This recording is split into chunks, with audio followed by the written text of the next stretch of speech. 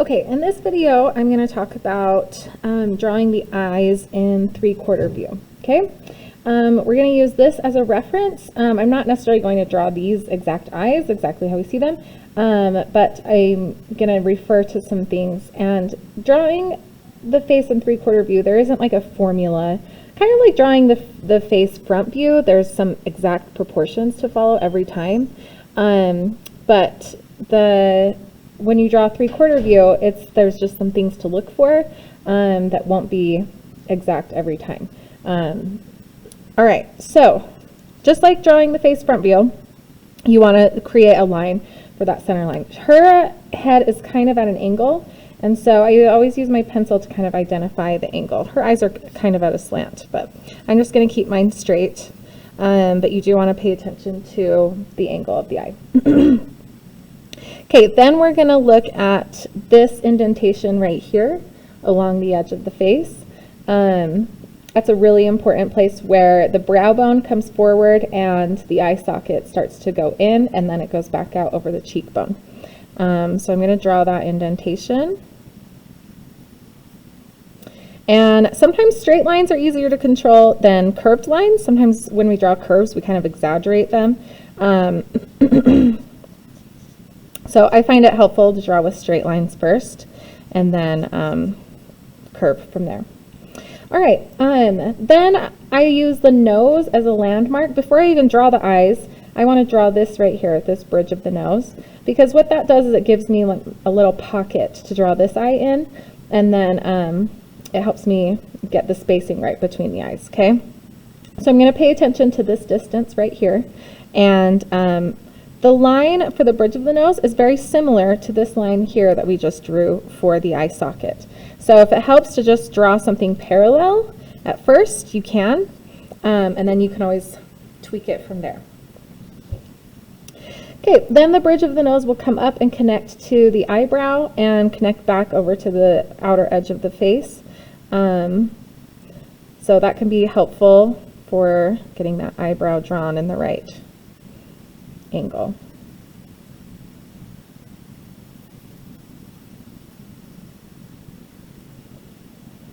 Okay, now the spacing between the eyes. So one thing we forget when we're drawing the front view face is that the nose is a three-dimensional object. And so sometimes we don't really notice, but if we pay attention, the nose has an entire side to it. You can see this right here is the side of the nose, and we need to account for that. So we've got the front of the nose here, and then this side.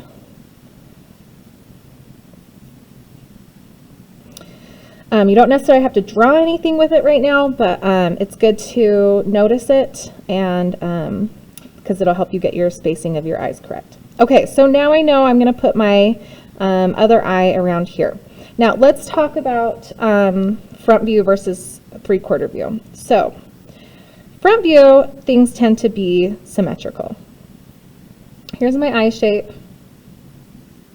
with some guidelines through it, and my iris is round. Okay.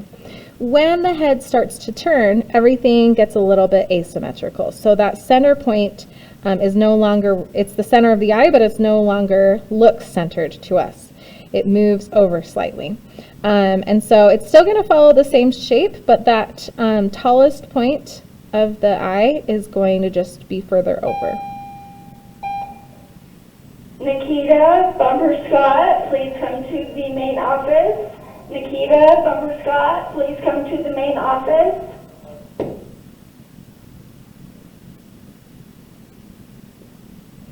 Okay, so does that make sense? This is just, it's the highest point of the eye, it's just over a little bit. And then depending on where the person is looking, our model is looking at us, so her iris is still a circle. But with any circle, when we're looking at it straight on, it's a circle. When we look at a circle from an angle, it starts to be more of an ellipse shape. And this is more at an angle. So if this person were looking this direction, their iris might start to look more like an ellipse rather than a circle, and same with that pupil. Okay, so those are things to look for while you're drawing the face 3/4 view.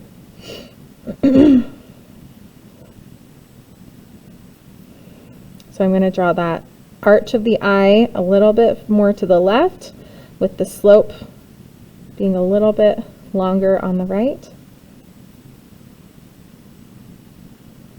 And an inside corner. Okay. Then you want an eye width between the eyes. Well, that's not true. Front view, there's always going to be an eye width between the eyes. Oh, hang on. Let's draw it over here.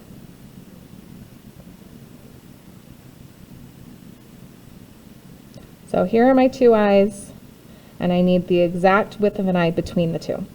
When things are 3/4 view, those spaces start to shrink a little bit. So it's not quite an entire eye. You can see it comes over just a little bit. So you want it close, but not an entire eye width between. They do start to get a little bit closer together. But right here, I've already kind of made my pocket for my eye on this side. And one thing people do wrong a lot is they'll do this. So their eye shape doesn't fit on, so they're drawing it like that. This eye shape needs to be squished. You still need each corner just in a smaller space squished down.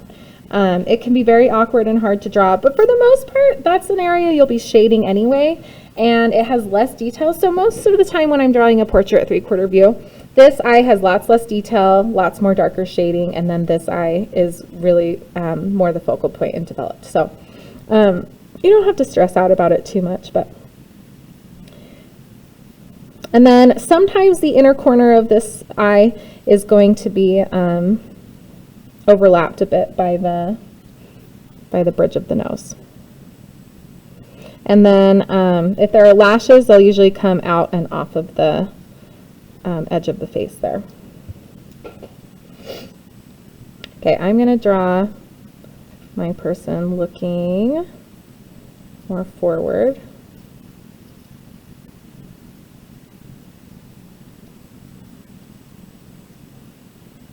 All right, and then any details on the eyes are always helpful, like eyelids, but I'm not going to go into too much detail right now. Okay, and then we'll put in our eyebrow. So what I use is my pencil to identify some angles. The angle from the inner corner of the eye to where the eyebrow starts. The pupil usually goes up at an angle with the arch of the eyebrow, and then the edge of the eye will also give us a landmark. Okay, and then I want to make sure that eyebrow is level with the other side, and now I have a nice guideline for drawing my eyebrow.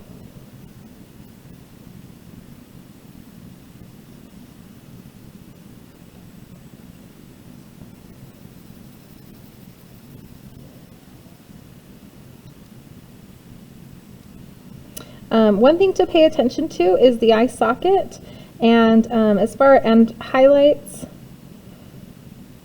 and shadows. So I'm noticing like a really cool shadow right here. Okay, so as far as shading, you're normally with parts of the face, like in Art 1, I really go in depth on how to shade each part of the face. With 3/4 view, you're a little more advanced now. Hopefully you know how to shade now and look for areas of light and dark. But it really just depends on the lighting situation, and so there's not one single way to do it. But just a refresher, you really want to darken the lash line right here. This is because a few things are happening here. One, the eyelid has a thickness to it, and so we want to define that thickness and show that it casts a little bit of a shadow on top of the eyeball. Okay, so that's one of my pet peeves, is when people don't really nicely shade that lash line. Because it just looks kind of incomplete to me. Okay, she has really dark eyes, so we're not seeing much dimension in there. But the pupil also is one of the darkest areas, and the edge of the iris can also be pretty dark. And then I always like to add detail highlights, shading in my iris. Whites of the eyes are not perfectly white, so you want to give a little shading in the corners.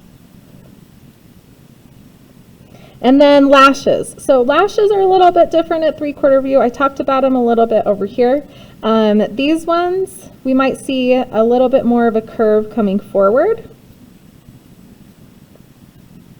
And then they will change directions, and then we might not see them as much on this side, or maybe just a few. So the angle of the curve of the lashes might be a little bit different with 3/4 view.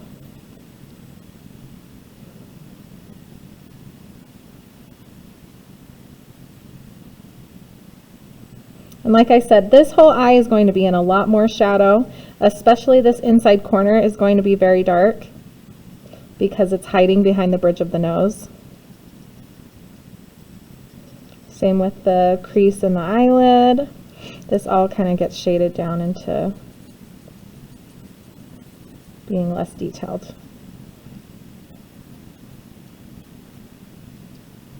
Anyway, every situation is going to be different based on your reference photo or your model. But I just wanted to point out a few things to look for when you're drawing the eye in 3/4 view. Thanks for watching.